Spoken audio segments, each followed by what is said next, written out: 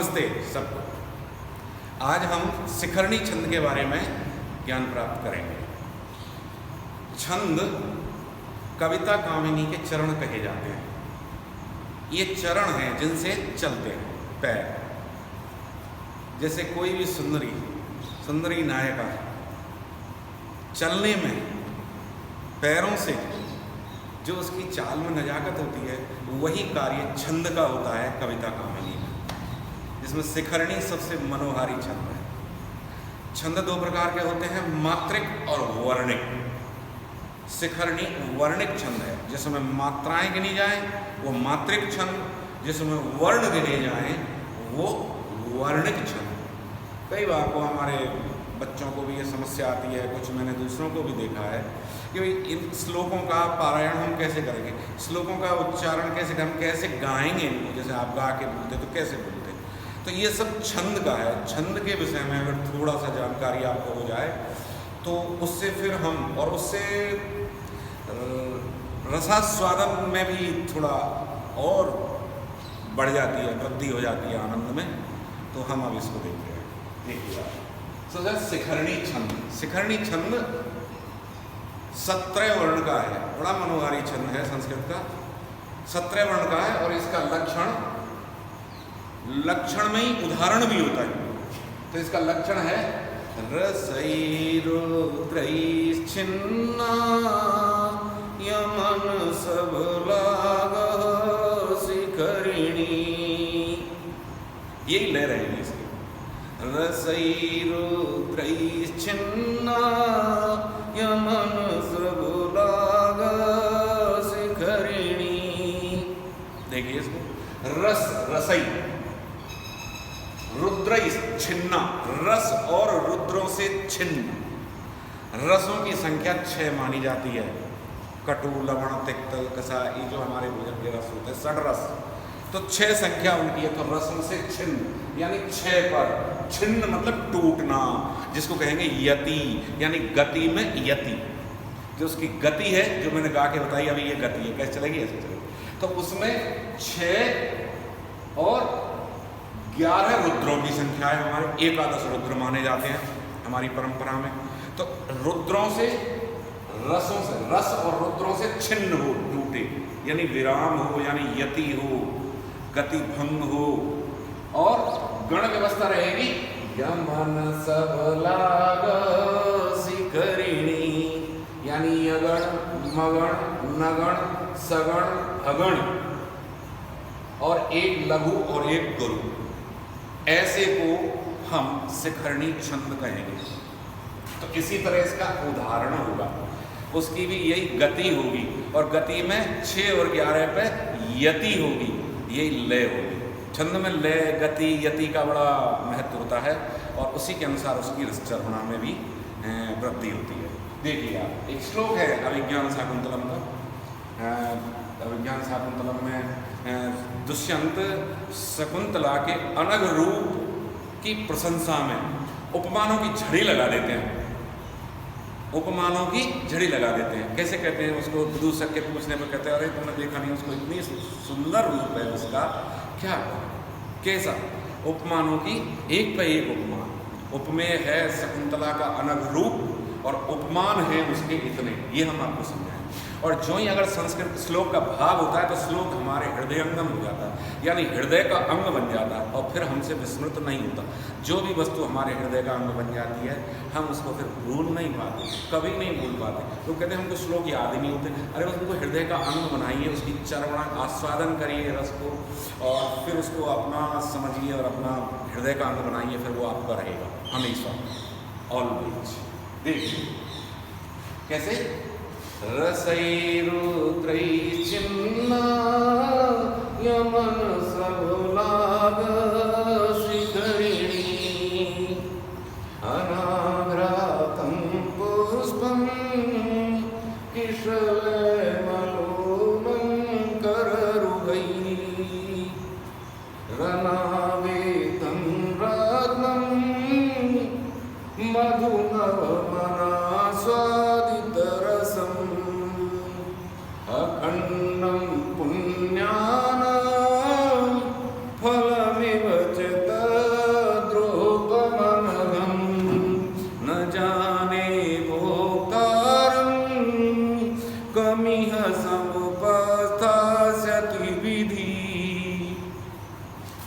वही लय है जो लक्षण की है। अगर लक्षण की लय उदाहरण में घटित नहीं हो रही तो नहीं होगी, अवश्य घटित होगी, तभी तो उदाहरण लक्षण एक होते हैं, है ना। ये तो ये हमने देखा। अब इसमें हमको ये देखना है कितने वर्ण का है, 17 वर्ण का। हम इसमें ये देखते हैं कि ये 4 चरण का छंद होता है, 4 प्रत्यय शिखरणी के 4 चरण होते हैं, 4 पाद होते हैं। जैसे हम इनको चरण कहते हैं, 4 चरण हैं, ये 4 पाद हैं। प्रत्येक चरण में 4 चरण होते हैं, प्रत्येक चरण में 17 वर्ण होने चाहिए। 17, 1 2 3 4 5 6 7 8 9 10 11 12 13 14 15 16 17। किसी भी चरण में गिनेंगे 17 वर्ण आएंगे, 17 से कम नहीं होंगे, 17 से अधिक नहीं होंगे। किसी को भी 1 2 3 4 5 6 7 8 9 10 11 12 13 14 15 16 17। किसी भी चरण को देख लीजिए, 17 वर्ण ही होंगे साहब, 17 से कम वर्ण नहीं होंगे, ना अधिक होंगे। तो प्रत्येक चरण में 17 वर्ण होंगे। और प्रत्येक चरण की गण व्यवस्था क्या होगी ये हमने बताया, यगण। देखो हमने यहाँ मात्रा लगाई, ये लघु है तो हमने लघु मात्रा लगा दी है यहाँ पे। ये ना, ये दीर्घ है तो दीर्घ मात्रा, दीर्घ अनुस्वार के कारण दीर्घ। ये संयुक्त का माध्यम गुरु तो संयुक्त है तो इसका आदि गुरु होगा, ये अनुस्वार के कारण गुरु। ये लघु लघु लघु लघु लघु, ये गुरु, दीर्घ उकार गुरु। ये अनुस्वार के कारण गुरु, लघु लघु, और ये लघु और गुरु। अब हम इनका गण बनाएंगे तो इन 3 का गण बनता है, ये आप जानते हैं, बहुत अच्छी तरह से आपको बता चुके हैं। तो ये यगण, यमाता, मगण माता रा, नगण नसल होता है, पूरा सभी लघु होते हैं। सगण का अंत का गुरु होता है, बाकी लघु होते हैं। भगण का आदि गुरु होता है, 2 लघु होते हैं। तो इस तरह हमारा हो गया यगण, मगण, नगण, सगण, भगण, यमन सब लघु गुरु। ये हमारा पूर्ण लक्षण इसमें घटित हो रहा है। और यति 6 और 11 पे हमने देखा अनाघ्रातम पुष्पम, यहाँ तक 6 होते हैं, 1 2 3 4 5 6, है ना। ऐसे नहीं, अपने आप स्वतः ही हो जाएगा ये। रनावेथम रत्नम अखंडम पुण्यानाम,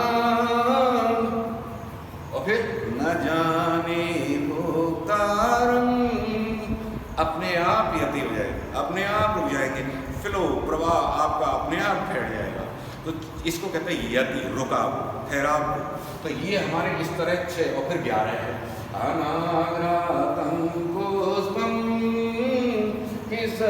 किसलयमलूनम कररुहै, ये 11 है। 1 2 3 4 5 6 7 8 9 10 11, बाकी सब 11 इसी तरह। तो इस तरह आपका ये शिखरणी बड़ा मनोहारी छंद है। और भी इसके उदाहरण हो सकते हैं जिनको हम बड़े प्यार से इसी तरह करेंगे। ये अकेला उदाहरण नहीं, और भी है। अभिज्ञान शाकुंतलम का ये उदाहरण है, यदालोके सूक्ष्मं व्रजति सहसा तद विपुलताम। ये रथ का वेग है? जब रथ लेके मृगया को जा रहे हैं, अभिज्ञान शाकुंतलम का ये प्रथम अंक में दुष्यंत उसका पीछा कर रहे हैं मृग का, तो एकदम बहुत तेज गति, उसकी तीव्र गति होती है रथ की। तीव्र गति का वर्णन उसमें किया गया है इस श्लोक में।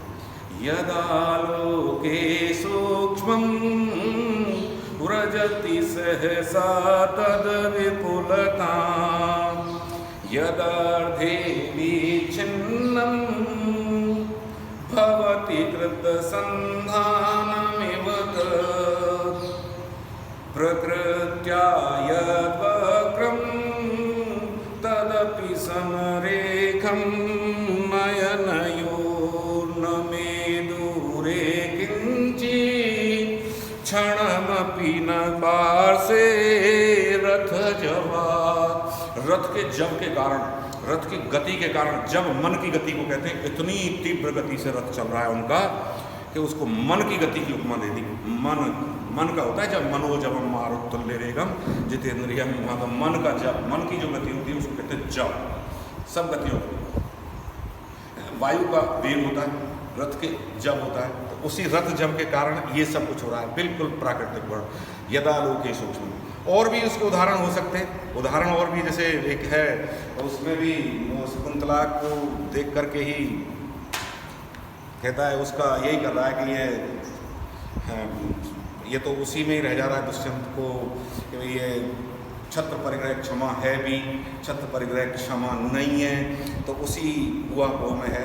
तो एक भ्रमर आके उसके मंडराने लगता है और उसका वर्णन करते हुए वो कहता है, ये भी शिखरणी छंद में, देखो कितना मनोहारी भाव है, मनोहारी छंद है।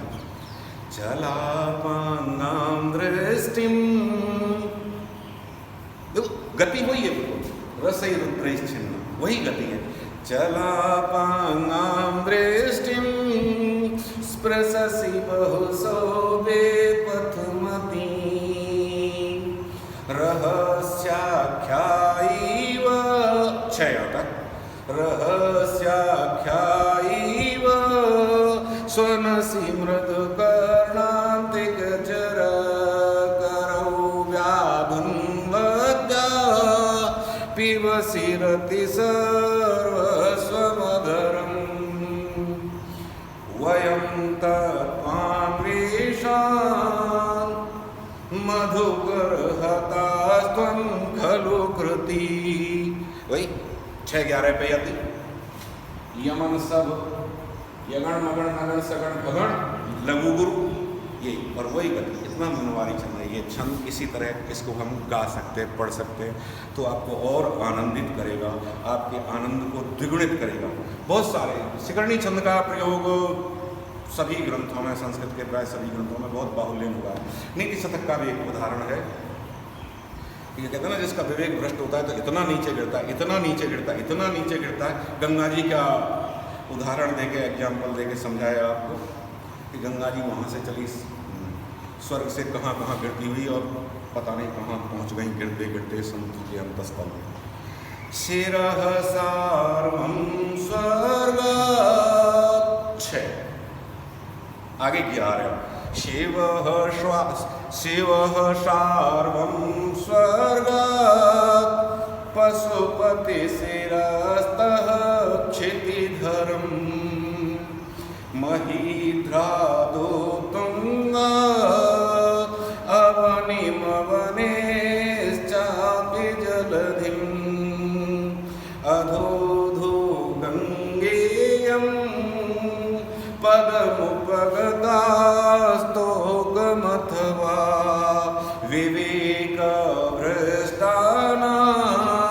भवति विनिपात शतमुख, भवति विनिपात शतमुख।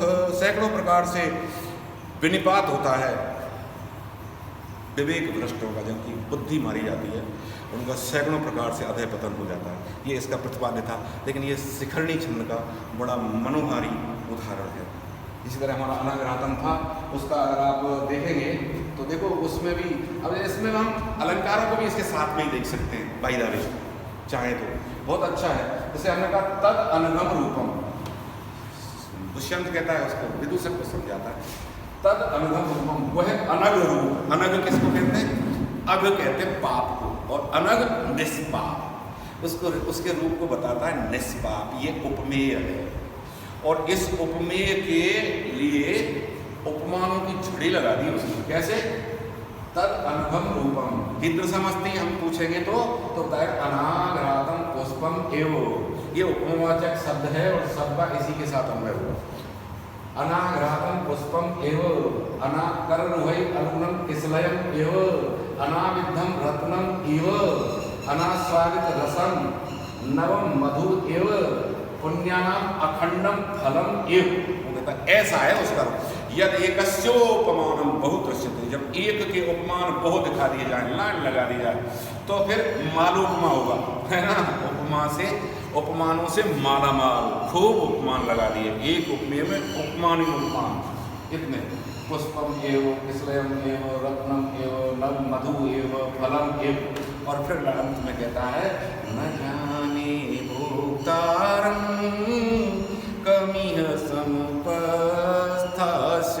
विधि, पता नहीं विधाता इसका भोक्ता कम इह इह अस्मिन जगति अस्मिन आश्रमे कम समुपस्थास्यति, किसको उपस्थित करेगा, मैंने, ऐसा। तो इस तरह आपका शिखरणी संकेत में है, इनके भाव भी आपको पता रहे तो सहज रूप से आपके हृदय के अंग बन जाएंगे, आप कभी नहीं भूल पाएंगे। और इसी तरह सस्वर इनको गाइए, यति, गति और लय के अनुसार। आगे का अगले वीडियो।